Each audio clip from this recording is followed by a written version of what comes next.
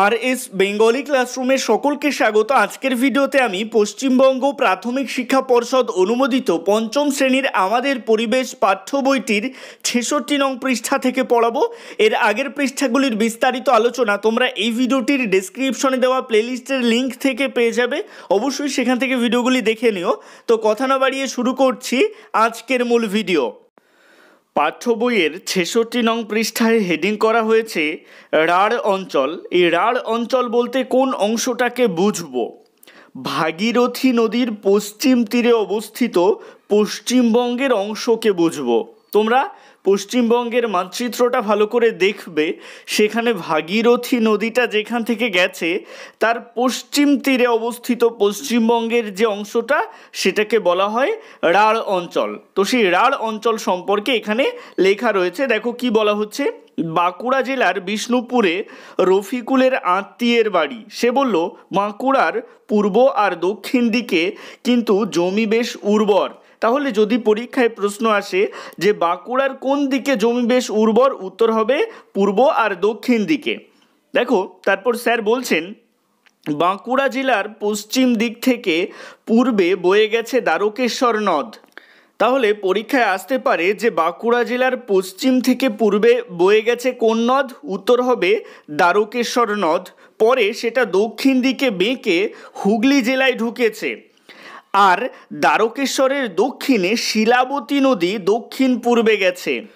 পশ্চিম মেদিনীপুরের ঘাটালের কাছে তারা মিলেছে। তাহলে পশ্চিম মেদিনীপুরের ঘাটালের কাছে কোন কোন নদী মিলেছে? মিলেছে দ্বারকেশ্বর নদ এবং শিলাবতী নদী। এই দ্বারকেশ্বর নদ এবং শিলাবতী নদী মিলে কোন নদী সৃষ্টি হয়েছে? রূপনারায়ণ নদী সৃষ্টি হয়েছে। এই অঞ্চলের কিছু অংশেও এই ধরনের উর্বর জমি। তাহলে আমরা বুঝতে পারছি জমির উর্বরতার সাথে নদীর জলের একটা গভীর সম্পর্ক রয়েছে। অন্তরা অনেকবার পশ্চিম বর্ধমানের দুর্গাপুরে গেছে। সে বলল পূর্ব বর্ধমানের পূর্ব দিকটা তো উর্বর সমভূমি। স্যার বললেন হ্যাঁ, দামোদর তখন সমভূমিতে। হুগলির কাছাকাছি দামোদর থেকে বেরিয়েছে মুন্ডেশ্বরী। তাহলে মুন্ডেশ্বরী নদী কোন নদী থেকে বেরিয়েছে? দামোদর নদী থেকে। এটা হুগলির কাছাকাছি। এখানে মানচিত্র দেখতে বলা হচ্ছে, তোমাদের পাঠ্য বইয়ের ৬২ নং পৃষ্ঠায় দেখবে পশ্চিমবঙ্গের নদী মানচিত্র রয়েছে, সেটা অবশ্যই ভালোভাবে দেখবে। আবিদ বলল একটু পশ্চিম ঘেঁষে দক্ষিণে গিয়ে মুন্ডেশ্বরী মিশেছে রূপনারায়ণে। তাহলে মুন্ডেশ্বরী নদী কোথায় গিয়ে মিশেছে? মুন্ডেশ্বরী নদী রূপনারায়ণে গিয়ে মিশেছে। এখান থেকে আমরা দুটো প্রশ্ন পেলাম। মুন্ডেশ্বরী নদী উৎপত্তি হয়েছে দামোদর নদী থেকে আর মিশেছে গিয়ে রূপনারায়ণ নদীতে। দামোদর হাওড়া জেলার ভিতর দিয়ে দক্ষিণে গিয়ে মিশেছে হুগলি নদীতে। দামোদর নদী কোথায় গিয়ে মিশেছে? দামোদর নদী হুগলি নদীতে গিয়ে মিশেছে। তো কোন নদী কোথা থেকে উৎপত্তি হচ্ছে আর কোথায় গিয়ে মিশছে এটা খুব গুরুত্বপূর্ণ। মনে রাখবে নদী যেখান থেকে উৎপত্তি হয় তাকে নদীর উৎস বলে, আর নদী যেখানে গিয়ে অন্য নদী বা সমুদ্রে মিলিত হয় তাকে নদীর মোহনা বলে। এরপরে দেখো বলা হচ্ছে রূপনারায়ণ ও গেঁওখালিতে মিশেছে হুগলি নদীতে। তাহলে রূপনারায়ণ নদী কোথায় গিয়ে মিশেছে? গেঁওখালি অঞ্চলে হুগলি নদীতে গিয়ে মিশেছে। এগুলো খুব গুরুত্বপূর্ণ প্রশ্ন। কোন নদী কোথায় গিয়ে মিশছে, কোথা থেকে উৎপত্তি হচ্ছে, খুব গুরুত্বপূর্ণ প্রশ্ন। এই জায়গাটায় খুব ভালো করে খুঁটিয়ে তোমাদেরকে বারে বারে পড়তে হবে। তারপরে স্যার বললেন ঠিক বলেছ, আর একটু পশ্চিম দিয়ে দক্ষিণে গেছে কেলেঘাই আর কংসাবতী নদী। এরা মিশে তৈরি হয়েছে হলদি নদী। সেটা হলদিয়াতে গিয়ে হুগলি নদীর সঙ্গে মিশেছে।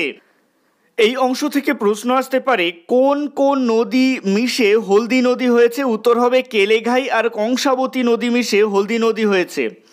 পরের প্রশ্ন আসতে পারে হলদি নদী কোথায় গিয়ে মিশেছে? উত্তর হবে হলদিয়াতে গিয়ে হুগলি নদীর সঙ্গে মিশেছে। বরুণ একবার শান্তিনিকেতনে গিয়েছিল। সে বলল বীরভূমের পূর্ব দিকটাও তো একই রকম। স্যার বললেন ওখানে রয়েছে ময়ূরাক্ষী নদী আর অজয় নদ।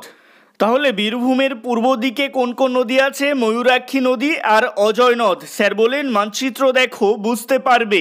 এই নদীগুলো বর্ষার সময় পশ্চিমের মালভূমি অঞ্চলের জল বয়ে আনে, তারপর সমতলে বন্যা হয়। অর্থাৎ এই ময়ূরাক্ষী নদী আর অজয় নদ এই দুটোই বর্ষার জলে পুষ্ট নদী। বর্ষাকালে এই নদীতে জলে ফুলে ফেঁপে ওঠে এবং যখন ভীষণ বর্ষা হয় তখন মালভূমি অঞ্চলের জল বয়ে এনে এরা সমভূমিতে বন্যা ঘটায়। এখান থেকে প্রশ্ন আসতে পারে, দুটি বর্ষার জলে পুষ্ট নদীর নাম লেখো। উত্তর হবে ময়ূরাক্ষী নদী ও অজয় নদ। এই নদীগুলোতে বর্ষাকালে বেশি জল থাকে, তাছাড়া অন্য ঋতুতে খুব একটা বেশি জল থাকে না। স্যার বললেন এই অঞ্চলটাকে বলে পশ্চিমবঙ্গের রাঢ় অঞ্চল। রাঢ় অঞ্চল কাকে বলে? যদি সংজ্ঞা লিখতে বলা হয় তাহলে লিখবে ভাগীরথী নদীর পশ্চিম তীরে অবস্থিত পশ্চিমবঙ্গের অংশকে রাঢ় অঞ্চল বলে। রাঢ় অঞ্চলের বৈশিষ্ট্যটা পাঠ্য বইয়ের এই অংশে রয়েছে, মনোযোগ সহকারে পড়তে হবে। দেখো কি বলা হচ্ছে, সব জায়গায় উর্বর মাটি, বেশিটা দোআঁশ মাটি, কিছুটা এঁটেল, ভূমি প্রায় পুরোটা সমতল, উত্তর আর পশ্চিম ধার বরাবর ভূমি ক্রমশ উঁচু হয়েছে, সেদিকে মাটি লালচে, ভূমি কিছুটা ঢেউ খেলানো, যত পূর্বে আর দক্ষিণে যাবে তত সাধারণ মেটে রঙের মাটি দেখতে পাবে। যদি রাঢ় অঞ্চলের বা রাঢ়বঙ্গের বৈশিষ্ট্য লিখতে বলা হয় তাহলে এখান থেকে পয়েন্ট করে করে 2 থেকে 3টে পয়েন্ট লিখে দেবে। এর পরে বলা হচ্ছে রাঢ় অঞ্চলের বন জঙ্গল, অর্থাৎ রাঢ় অঞ্চলের বন জঙ্গল সম্পর্কে জানতে চাওয়া হচ্ছে। স্যার হেসে বললেন সেসব কেটে চাষাবাদ করা হয়ে গেছে আগেই, অর্থাৎ এই অঞ্চলের বন জঙ্গল কেটে সেখানে এখন চাষাবাদ করা হয়। তবে গত 30-40 বছরে অনেক গাছ লাগানো হয়েছে, নতুন করে গাছ লাগানো হচ্ছে। শাল, সেগুন, শিশু, মেহগনি, শিরীষ, আকাশমণি, কদম, বাবলা, বনের নানা রকম গাছ লাগানো হয়েছে গত 30 থেকে 40 বছরে। নানা জায়গায় রাজ্যের বন দপ্তর গাছ লাগিয়েছে, এভাবে কয়েকটা নতুন বন তৈরি হয়েছে, ওদিকে গেলে রাস্তার ধারে ধারে দেখতে পাবে। আমরা এই অংশে পশ্চিমবঙ্গের যে কটা অঞ্চলের নাম পেলাম এগুলো কিন্তু রাঢ় অঞ্চলের অন্তর্গত। এখানে কোন কোন গাছের বন রয়েছে সেগুলো একটু মনোযোগ সহকারে পড়বে। শাল, সেগুন, শিশু, মেহগনি, শিরীষ, আকাশমণি, কদম, বাবলা প্রভৃতি। এবারে চলে আসছি পাঠ্য বইয়ের 67 নং পৃষ্ঠায়। এখানে বলা হচ্ছে তুমি যেখানে থাকো সেখানকার ভূমির ধরন, মাটি, বন, নদী কেমন নিচে লেখো। তো এগুলো তোমরা যে অঞ্চলে থাকবে সেই অঞ্চল অনুযায়ী লেখার চেষ্টা করবে, নিজেরা নিজেদের মতো করে নিজেদের অভিজ্ঞতা অনুযায়ী লিখবে। আমি যে অঞ্চলে থাকি সেই অঞ্চল অনুযায়ী লিখেছি। সেখানকার ভূমির ধরন কেমন, মালভূমি, সমভূমি না পার্বত্য? তো আমি সমভূমি অঞ্চলে থাকি, লিখেছি সমভূমি। নদী আছে কিনা, থাকলে কোন নদী, সারা বছর জল থাকে কিনা। তো এখানে নদী আছে এবং নদীতে সারা বছর জল থাকে। সেখানকার ভূমির ঢাল কি ধরনের, কম না বেশি? কম। সেখানকার মাটির রং কেমন, ধূসর বা বলা যায় মেটে রঙেরও। বন আছে কিনা, থাকলে তাতে কি কি গাছ আছে? তো বন আছে এখানে, তাতে আম, নারকেল, কলা, কুল প্রভৃতি গাছ আছে। সেখানে চাষবাস হয় কিনা, অবশ্যই চাষবাস হয়। আর কি কি ফসলের চাষ হয়? ধান, পাট, সর্ষে, তিল প্রভৃতির চাষ হয়। এবারে চলে আসছি 67 পৃষ্ঠার একটু নিচের অংশে। এখানে বলা হচ্ছে বরফ গলা জলের নদী, অর্থাৎ যে সমস্ত নদী বরফ গলা জলে পুষ্ট সেই সমস্ত নদী সম্পর্কে জানবো। আমরা জানি পর্বতের মাথায় বরফ জমা হয়, সেই বরফ গলে যে জলের ধারা পড়ে সেই জলের ধারা থেকে নদীর সৃষ্টি হয়, সেই নদীগুলোই হলো বরফ গলা জলে পুষ্ট নদী। এই ধরনের নদীতে সাধারণত সারা বছর জল থাকে, কারণ সারা বছর পর্বতের মাথায় বরফ থাকে, তাই বরফ গলা জলে পুষ্ট নদীগুলোর জল সারা বছর থাকে। দেখো এখানে কি বলা হচ্ছে, ঈশানের মামাবাড়ি নদিয়া জেলায়, সেখানে অনেক নদী, গঙ্গা খুব চওড়া, তাছাড়া জলঙ্গি, মাথাভাঙা, চূর্ণী, ইছামতিও রয়েছে। তাহলে যদি পরীক্ষায় প্রশ্ন আসে যে নদিয়ায় রয়েছে এমন কয়েকটা নদীর নাম লেখো, উত্তর হবে গঙ্গা, জলঙ্গি, মাথাভাঙা, চূর্ণী, ইছামতি ইত্যাদি। মামা বলেছিলেন গঙ্গা হলো নিত্যবহ নদী, অর্থাৎ সব সময় বয়ে যায়, সারা বছর জল থাকে। পরীক্ষায় প্রশ্ন আসতে পারে যে নিত্যবহ নদী কাকে বলে, একটি উদাহরণ দাও। উত্তরে লিখবে যে নদীতে সারা বছর জল থাকে, সব সময় বয়ে যায়, তাকে নিত্যবহ নদী বলে। নিত্যবহ নদী সাধারণত বরফ গলা জলে পুষ্ট নদী। উদাহরণ গঙ্গা নদী, তিস্তা নদী। এ কথা শুনে স্যার বললেন পর্বতের মাথায় জমা বরফ গলে গঙ্গার জল আসে, তাহলে গঙ্গা নদীটা বরফ গলা জলে পুষ্ট নদী। ঈশান বলল পর্বতের মাথায় বরফ জমে কেন, এটাও প্রশ্ন হিসেবে আসতে পারে। স্যার বললেন পুকুর, নদী, সমুদ্রের জল সূর্যের তাপে বাষ্প হয়ে উপরে উঠে যায়।